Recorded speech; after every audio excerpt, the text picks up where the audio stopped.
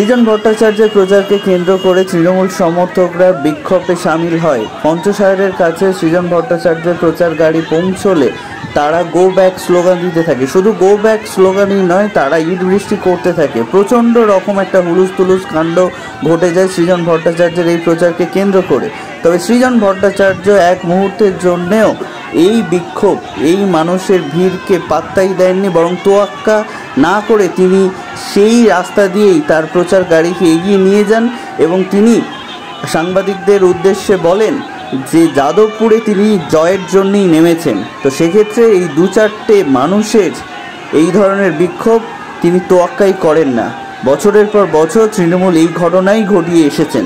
সুতরাং এই ঘটনাকে বিশেষ বড় করে দেখবার কোনো রকমই চেষ্টা তিনি করছেন না।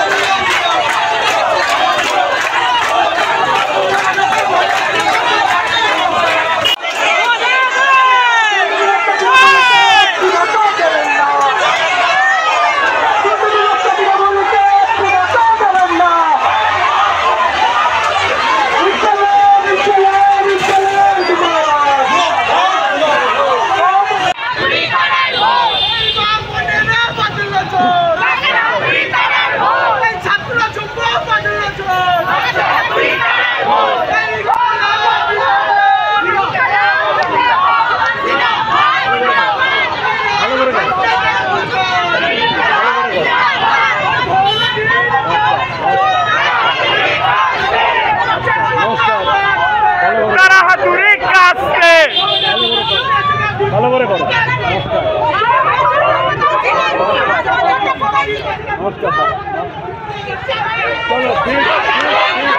ভালো করে করো, চলো। তৃণমূল কাজ করছে মানুষ।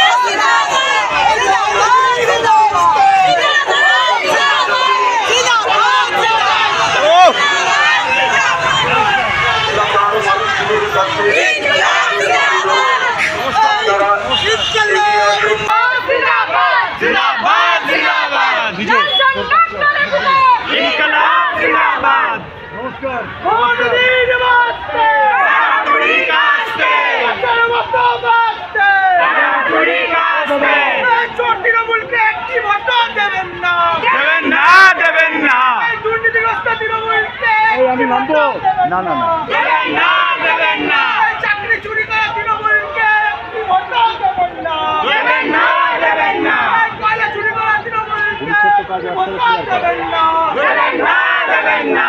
1 2 3 4 তৃণমূলের সবাই চোর, কৃষি চোর, ভাইপো চোর, তৃণমূলের সবাই চোর, ববি চোর, কুনাল চোর, তৃণমূলের সবাই চোর। 1 2 3 4 তৃণমূলের সবাই চোর, কৃষি চোর, ভাইপো চোর, তৃণমূলের সবাই চোর।